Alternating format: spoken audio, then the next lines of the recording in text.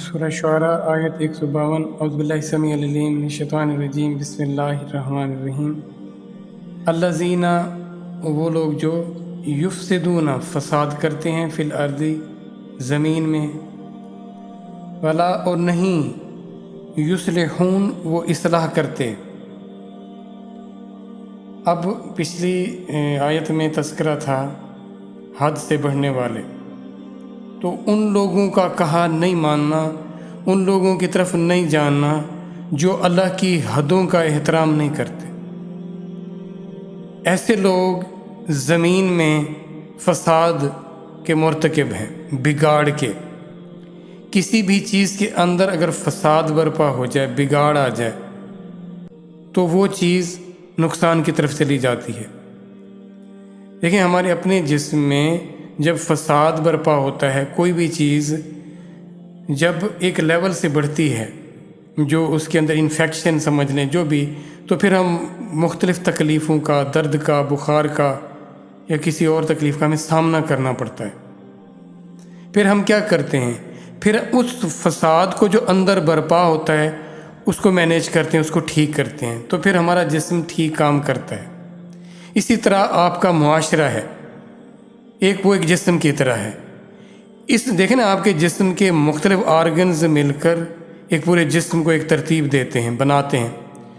جسم اسی وقت صحیح فنکشن کرے گا جب اس کا ایک ایک آرگن، اس کا ایک ایک عضو ٹھیک کام کر رہا ہو۔ اگر کسی میں بگاڑ پیدا ہو گیا تو پورا جسم ڈسٹرب ہو جائے گا۔ تو اسی لیے اس معاشرے کو بہتر رکھنے کے لیے ہمیں کچھ قانون اور قاعدوں کو اپنانا ہوگا، ہمیں ایک نظریہ رکھنا ہوگا تاکہ سب اس نیک کام یا اس ویژن کی طرف آ جائیں اور اس بگاڑ سے اپنے آپ کو بچائیں۔ اگر انسان کو اس کی طبیعت، اس کے مزاج، اس کے نفس کے حوالے کر دیا جائے تو وہ کسی کو کس طرف لے جائے گا، کسی کو کس طرف لے جائے گا۔ وہ وہ یگانگت نہیں رہے گی، وہ اتحاد نہیں رہے گا، وہ ایک ویژن سوچ نہیں رہے گی۔ آپس میں ناچاکی، نا اتفاقی اور بگاڑ پیدا ہونا شروع ہو جائیں گے۔ اور یہی اگر تم اللہ کے قانون، اللہ کے قاعدوں کو اہمیت نہیں دیتے تو پھر ہر ایک کی اپنی سوچ ہوگی، پھر معاشرے میں یا زمین میں بگاڑ پیدا ہوگا، اور وہ کہنے والے یہ کہیں گے جی ہم تو بہت بھلے کام کر رہے ہیں، ہم تو بڑی اچیومنٹس ہمیں حاصل ہو رہی ہیں، ہم تو بڑے بھلے لوگ ہیں، ہم تو اصلاح کرنے والے لوگ ہیں، ہم تو بڑے خیر خواہ ہیں، بڑے عقل مند لوگ ہیں۔ حقیقت میں وہ کسی کے خیر خواہ نہیں ہوں گے، وہ اصلاح کرنے والے نہیں ہوں گے۔ تو ان کے پیچھے نہیں جانا، ان کی بات نہیں ماننی۔ تو یہ اللہ ہمیں خبردار کر رہے ہیں کہ اگر تم نے ادھر ادھر معاشرے میں دیکھا، بظاہر کسی نے اپنے آپ کو بڑا اعلیٰ درجے پر لے گیا دنیا کے اسباب کے لحاظ سے، ہمیں کوئی خبر ہے، پتہ ہے کہ اس نے کہاں کہاں کس کا حق مارا، کس کے ساتھ ناانصافی کی، کس پر کتنے ظلم کیے، تب جا کر وہ اس جگہ پہنچا۔ اگر ہم نے اس کو ظاہری صورت کو دیکھا اور ہم نے بھی خواہش کرنے لگ گئے کہ ہم بھی اس جیسے ہو جائیں، تو لامحالہ ہمیں بھی ان جگہوں سے، ان مسائل سے، ان طریقوں سے ہمیں بھی گزرنا ہوگا جس سے وہ گزرا ہوگا۔ پھر ہماری اس کی طرف دیکھنا، چمک دمک جو نظر آ رہی ہوگی، ہم اس کو دیکھیں گے۔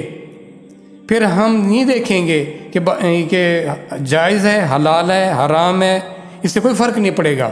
ہم کہیں گے کیا کریں، ہماری مجبوری ہے، کرنا پڑتا ہے، ہمیں یہ چیزیں کرنی ہیں۔ ہمیں اپنے بچوں کو اس دنیا کے، بظاہر دنیا کے جنہوں نے دھوکہ دے رکھا ہے، بڑے بڑے اعلیٰ انسٹیٹیوٹ بنائے ہوئے ہیں، بڑے بڑے پروفیشن انہوں نے اپنے اندر انہوں نے اڈاپٹ کیے ہوئے ہیں، بنائے ہوئے ہیں، وہ بھی انہوں نے ڈیزائن کر کے ہمیں دیے ہوئے ہیں، دیکھو یہ آؤ، ان کی طرف انہیں اٹریکشن دکھائیں گے، ہم کیا بنیں گے؟ ان کا لقمہ بن جائیں گے۔ تو یہ چیزیں ہم نظر آئیں گی ہمیں۔ حقیقت میں ہم کس طرف جانا ہے، ہم نے مر جانا ہے، سب ختم ہو جانا ہے۔ آپ کس حال کو پہنچو گے اور اس وقت کیا حال ہوگا جب اس دنیا میں جا رہے ہوں گے؟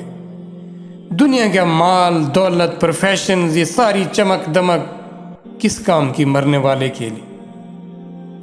اور پھر کوئی تعینی بھی نہیں ہے نا کہ چلو کوئی کسی نے آپ کو انشور کر دیا ہو کہ آپ اتنے سال تو جئیں گے، پھر بھی حماقت تھی، آخر کو تو جانا تھا نا، اور جانا کس حال میں ہے ہم اس سے بھی عبرت حاصل نہیں کرتے، اور سمجھتے ہیں بڑے بھلے کام کر رہے ہیں، بڑی کامیابیاں سمیٹ رہے ہیں۔ کوئی کامیابی نہیں۔ اگر آخرت برباد ہو گئی تو دنیا کی کوئی کامیابی آپ کے کام نہیں آئے گی۔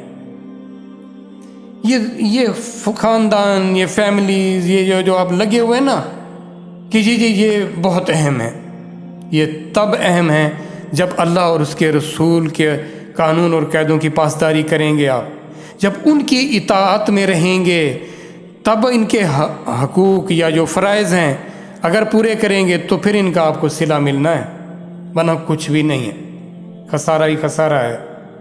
من چاہی زندگی جو اب من میں سوار جو آئے آپ اس پر چل پڑے اس طرف، یہ تو نہیں چاہیے، یہ تو کوئی فرما برداری نہ ہوئی، یہ تو کوئی تابع داری نہ ہوئی، یہ تو کوئی بندگی نہ ہوئی۔